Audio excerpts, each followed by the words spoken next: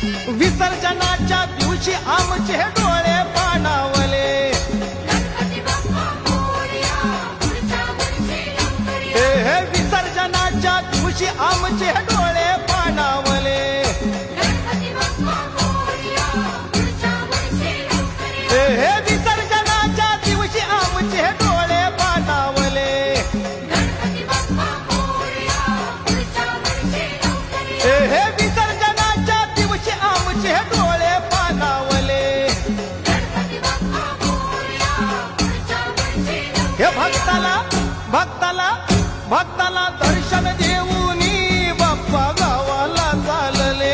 अन गाव